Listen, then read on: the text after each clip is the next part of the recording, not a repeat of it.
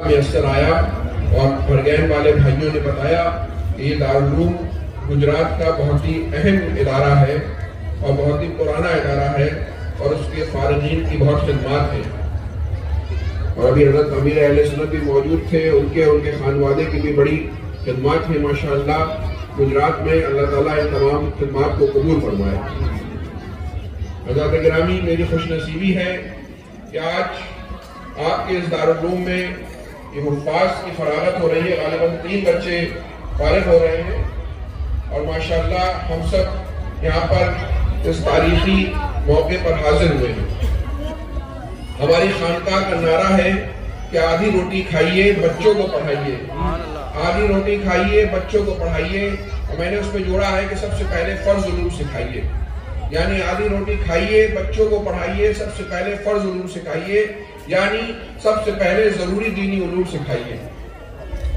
ہمیں اپنے بچوں کو آسانی سے حل کر سکیں، ہمیں معلوم ہونا چاہیے کہ اللہ رب العزت کے بارے میں ہمیں کیا عقیدہ رکھنا ہے، رسول پاک صلی اللہ تعالیٰ علیہ وسلم کے بارے میں کیا عقیدہ رکھنا ہے، صحابہ و اہل بیت کے بارے میں کیا عقیدہ رکھنا ہے، نماز کے مسائل کیا ہیں، روزے کے مسائل کیا ہیں، زکوٰۃ کے مسائل کیا ہیں، نکاح اور حج کے مسائل کیا ہیں، اور سب سے پہلے ایمان کے مسائل کیا ہیں۔ حضرات گرامی، آج ہم کوشش کرتے ہیں کہ ہم اپنے بچوں کو بہترین سے بہترین دنیاوی تعلیم دلانے کی کوشش کریں۔ یہ بہت ضروری ہے کہ دنیا کی ریس میں چلنے کے لیے بچوں کو بہترین دنیاوی تعلیم دلانا بھی بہت ضروری ہے، لیکن سب سے پہلے بنیادی دینی تعلیم دلانا ضروری ہے۔ اسی لیے ان مدارس کا اور علماء کی خدمت میں رخ کرنا بہت ضروری ہے۔ ہمیں اپنے بچوں کو سب سے پہلے ضروری علم دین سکھانا ہے، اس کے بعد اپنی حیثیت کے مطابق اپنے بچوں کو بہترین دنیاوی تعلیم سے آراستہ کرنا ہے۔ ہماری سب سے بڑی جو دولت ہے وہ ہمارا ایمان ہے، اس کے بعد دوسری چیزیں ہیں۔ ہماری پراپرٹی ہو، ہمارے گھر ہو، ہماری بلڈنگیں ہو، گاڑیاں ہو، پیسہ ہو، بزنس ہو، سب اللہ کا شکر ہے، لیکن جو سب سے بڑی دولت ہے وہ ہمارا ایمان ہے۔ اور اس دنیا سے کامیابی سے اس دنیا میں اپنے ایمان کو لے کر چلے جانا ہی کامیابی ہے۔ اگر دنیا سے انسان کروڑپتی ارب پتی چلا گیا لیکن صاحب ایمان نہیں گیا تو سب کچھ برباد ہے، سب کچھ بیکار ہے۔ اس دنیا میں ہم ایک مسافر کی طرح آئے ہیں، یعنی ایک سفر کرنے والے کی طرح آئے ہیں، اور ہمیں نہیں معلوم کہ ہمارا سفر کتنے دنوں کا ہے، کتنے سالوں کا ہے۔ ہم سب ایک ٹریولر کی طرح ہیں، جیسے کہ بڑودہ سے کسی کو سورت جانا ہے، بڑودہ سے ممبئی جانا ہے، تو کوئی بھی انسان ایسا نہیں ہے کہ بڑی بڑی الماریاں اور بکسے لے کر سفر کرے گا، بلکہ اپنی اٹیچی میں چند جوڑے رکھے گا اور اپنا سفر کرے گا، اور راستے میں اتنے ہی تعلقات بنائے گا یا بات چیت کرے گا جتنی ضرورت ہو، اپنا سفر مکمل کرے گا اور واپس لوٹ آئے گا۔ یہی ہماری زندگی کا مقصد ہے کہ اللہ رب العزت نے ہمیں دنیا میں اپنی عبادت کے لیے ایک امتحان گاہ میں بھیجا ہے۔ ہم اس میں اپنی زندگی کا وقت گزار رہے ہیں۔ عموماً لوگوں کی جو عمر ہوتی ہے وہ 60 سے 70 سال ہوا کرتی ہے، کچھ لوگ 80 سال بھی زندگی پا جاتے ہیں آج، اور اس کے بعد بالآخر سب کو واپس جانا ہے، اپنے کاموں کا حساب دینا ہے۔ اعلیٰ حضرت کیا فرماتے ہیں کہ ہائے غافل وہ کیا جگہ ہے جہاں 5 جاتے ہیں 4 پھرتے ہیں۔ تو حضرات گرامی، ہم سب کو واپس جانا ہے۔ بہت سے لوگ ہیں، ہو سکتا ہے وہ اللہ رب العزت پہ یقین نہ رکھتے ہو لیکن موت کو سب مانتے ہیں۔ بہت سے لوگ کسی اور مذہب کو مانتے ہو لیکن موت پہ سب کا یقین ہے، کیونکہ یہ سامنے دیکھی ہوئی بات ہے۔ حضرات گرامی، میں آئے دن سنتا رہتا ہوں، میرے ساتھ سفر میں رہتا ہوں، خبریں آتی رہتی ہیں۔ ابھی میں پرسوں کانپور گیا تھا تو ایک پیر بھائی کا 20 سالہ بیٹا تھا، مسجد سے آیا اور اس کی طبیعت خراب ہوئی، لے گئے اور اس کا انتقال ہو گیا، اللہ مغفرت فرمائے۔ ایک بہن تھی، 35 سالہ بہن تھی، واش روم میں گئی، گر گئی، سر میں چوٹ آئی، بچوں کو پتہ نہیں چلا، خون بہا، انتقال ہو گیا۔ تو ہمیں نہیں معلوم ہے کہ زندگی میں، ابھی پچھلے مہینے ایک صاحب میرے ساتھ بیٹھے ہوئے کھانا کھا رہے تھے، دوسرے دن ان کا ایک چھوٹا سا آپریشن تھا، پتہ چلا کہ ان کا انتقال ہو گیا۔ تو ہمیں یہ نہیں معلوم ہے کہ زندگی میں ہمیں کتنی سانسیں دی گئی ہیں اور ہمارا زندگی کا وقت کتنا ہے۔ ضروری نہیں ہے کہ ہر آدمی بڑھاپے میں پہنچے اور نیکیاں کر لے، بلکہ ہمیں یہ نہیں معلوم ہے، اور ہمیں اسی لیے ہمیشہ توشہ آخرت تیار کرتے رہنا چاہیے، آخرت کی تیاری کرتے رہنا چاہیے، نیکیاں کماتے رہنا چاہیے، اور اپنے لیے اس دنیا سے جانے کے بعد جو اصلی زندگی شروع ہونی ہے اس کے لیے توشہ تیار کر لیں، کیونکہ اگر آپ نے یہاں پر ہم نے اور آپ نے تیاری نہیں کری اور یہ سانسیں ختم ہو گئی، پھر کوئی موقع نہیں ملے گا۔ اور ہمارا عالم یہ ہے کہ ہم اسی دنیا کو اپنی اصلیت سمجھ چکے ہیں، ہم شاید یہ سمجھ رہے ہیں کہ ہمیں ہمیشہ یہیں رہنا ہے۔ حضرات گرامی، ایمان ہماری سب سے بڑی دولت ہے، ہمیں اس کی حفاظت کرنی ہے۔ اس ایمان کو بچانے کے لیے اس طریقے کے انبیاء اکرام نے جو ہے قربانیاں دی ہیں، رسول پاک صلی اللہ تعالیٰ علیہ وسلم نے کیسی کیسی قربانیاں دی ہیں، صحابہ اکرام نے اپنے سینوں پہ پتھر رکھوائے ہیں، ریگستانوں کی ریت میں لٹایا گیا ہے، اوپر سے پتھر رکھا گیا ہے، تیل چھڑکا گیا ہے، لیکن تب بھی اپنے ایمان سے نہیں پھرے۔ صحابہ اکرام کو چٹائیوں میں باندھ کر دھوئے میں بند کیا گیا ہے، لیکن اپنے ایمان سے نہیں پھرے ہیں۔ جان تو چلی جائے لیکن ایمان نہ جائے، کیونکہ ایمان ہماری سب سے بڑی دولت ہے۔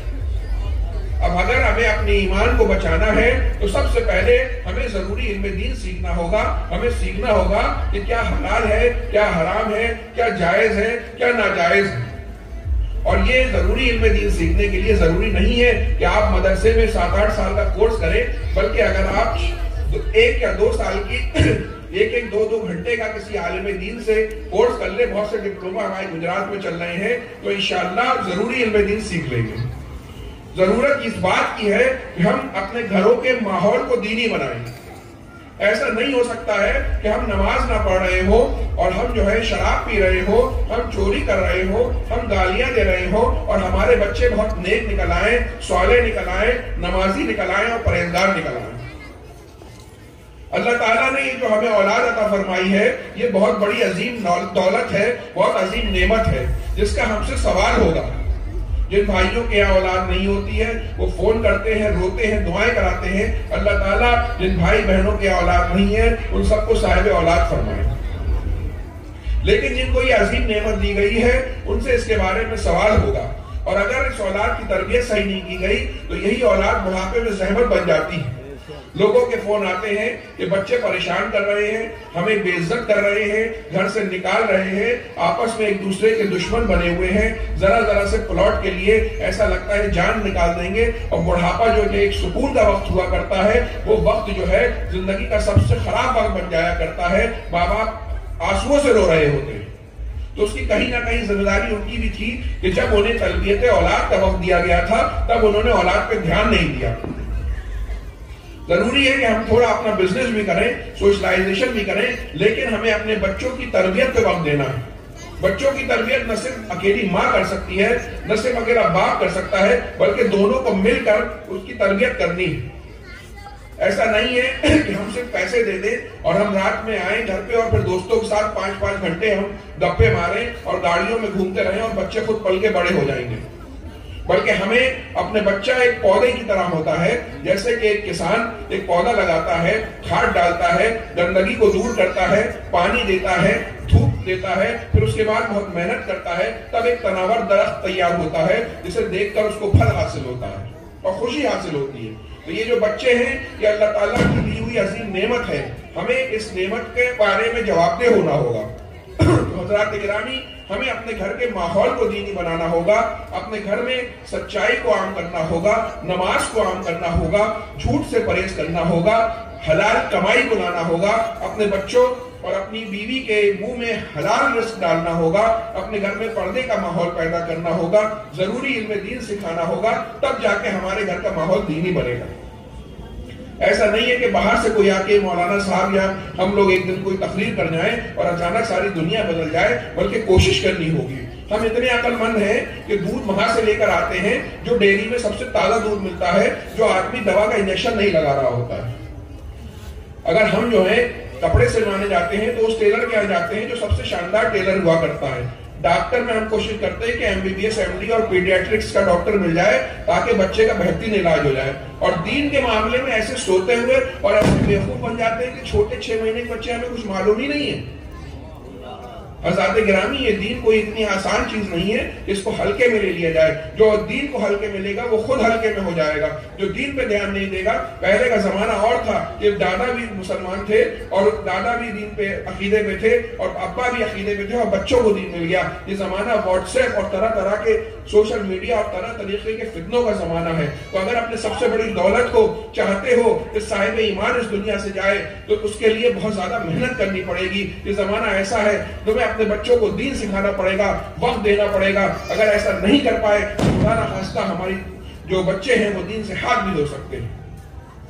تو ہمیں مستقل کوشش کرنی ہوگی کہ اللہ رب العزت نے یہ جو عظیم دولت ہمیں عنایت فرمائی ہے اس کی ہمیں پوری جو ہے فکر کرنی ہوگی. جب ضروری علم دین سکھا لیں اس کے بعد اپنی حیثیت کے مطابق اپنے بچوں کو بہترین سے بہترین اسکول میں پڑھائیں, بہترین سے بہترین تعلیم دیں, ٹیوشن دیں اور اس کو تیار کریں کہ وہ ہمارے سماج کے لیے بھی, ہمارے ملک کے لیے بھی ایک بہترین شہری بھی بن کے آئے. ہمیں اچھے ڈاکٹروں کی بھی ضرورت ہے, ہمیں اپنے اچھے اسپتالوں کی بھی ضرورت ہے, ہمیں اپنی خانقاہوں مساجد کی حفاظت کے لیے اچھے وکیلوں کی بھی ضرورت ہے, ہمیں میڈیا والوں کی بھی ضرورت ہے, اچھے بزنس مین کی بھی ضرورت ہے, اچھے پولیٹیشنز کی بھی ضرورت ہے, اچھے سائنٹسٹ کی بھی ضرورت ہے. ہر قوم جس میں یہ لوگ زیادہ ہوا کرتے ہیں وہ قوم ترقی کیا کرتی ہے. تو بنیادی علم دین حاصل کرنے کے بعد ہمیں علم دنیا میں بھی دھیان دینا ہوگا, آدھی روٹی کھانی ہوگی اور بچوں کو پڑھانا ہوگا. حضرات گرامی ہمیں اپنے گھروں کا ماحول دینی بنانا ہے. انشاءاللہ ہم کوشش کریں گے, آپ کوشش کریں, اللہ رب العزت آپ کا ساتھ دے گا.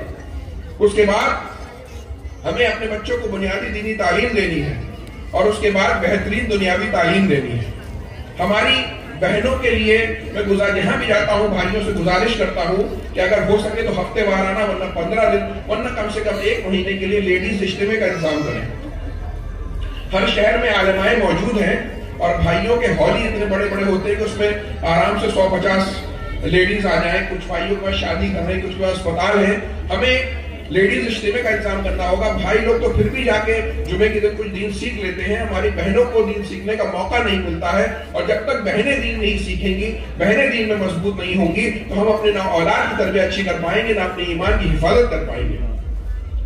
اور جو تبلیغ بہنوں کے ذریعے بہنوں میں ہوتی ہے وہ سب سے زیادہ کارگر ہوتی ہے, کیونکہ ایک عالم دین جب بتایا کرتا ہے تو انہیں لگتا ہے کوئی باہر والا بتا رہا ہے. لیکن اگر کوئی ہماری بچی کسی سنی اجتماع میں گئی اور اس نے پردہ اختیار کیا, نیکی اختیار کی, اللہ کی رضا کے لیے کوئی کام کیا, تو اس سے دوسری بچیوں پہ جو اس کی رشتہ دار ہوا کرتی ہے ان پہ بہت اثر پڑا کرتا ہے. تو جس طریقے سے مردوں کو دین سکھانا ضروری ہے اسی طریقے سے بہنوں کو بھی دین سکھانا ضروری ہے.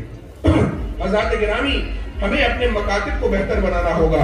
جو مسجد میں یہ مکتب ہوتے ہیں چھوٹے چھوٹے, یہ سمجھ لیجئے یہ دین کی جان ہے. ہم مسجدیں تو کروڑوں کی بنا دیتے ہیں لیکن ہم مکاتب میں امام صاحب کو نہ ایسی تنخواہ دیتے ہیں نہ استاد کو تنخواہ دیتے ہیں کہ وہ اپنا خوش رکھ سکے, اپنے گھر والوں کا خرچہ اٹھا سکے. تو وہ 6 کروڑ کی مسجد میں جب ہم 6-7 ہزار روپے, ہماری یوپی میں تو ایسے ہی چلتا ہے, جب تنخواہ دے رہے ہوتے ہیں تو بیچارہ ٹیوشن پڑھا کے اپنا خرچہ چلائے یا ذہنی طور پر پریشان رہے یا آپ کے بچوں کو علم دین سکھائے. تو یہ جو آپ کے مکاتب ہیں ہر مسجد میں اس مکتب کو مضبوط کریے. اور یہ جو مدارس ہیں یہ اس قوم کی ریڑھ کی ہڈی کی طرح ہے. جس بدن میں ریڑھ کی ہڈی کمزور پڑ جاتی ہے وہ بدن بستر پہ آ کے لگ جاتا ہے. تو حضرات گرامی یہ جو ہمارے مدارس ہیں یہ ریڑھ کی ہڈی کی طرح ہیں, ان کو مضبوط رکھیے. تاریخ شاہد ہے کہ جہاں سے مدارس کمزور ہو کے ختم ہو گئے وہاں دھیرے دھیرے قوم مسلم کا خاتمہ ہو گیا.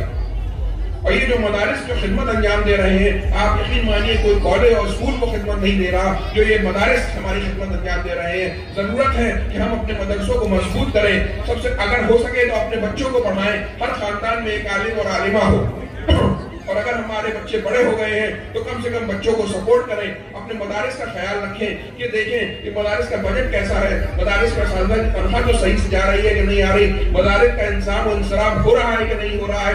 ہمیں اپنے مدارس کی حفاظت کرنی ہے. نعرہ تکبیر, نعرہ رسالت, شہزادہ حضور سرکار معین ملت, نعرہ تکبیر, نعرہ رسالت. سبحان اللہ سبحان اللہ. دوشی پڑھ لیا جائے. صلی اللہ علیہ نبی و آلہ صلی اللہ علیہ وسلم. السلام علیکم یا رسول اللہ. سب کے فرزند گرامی بھی تشریف لے آئے ہیں.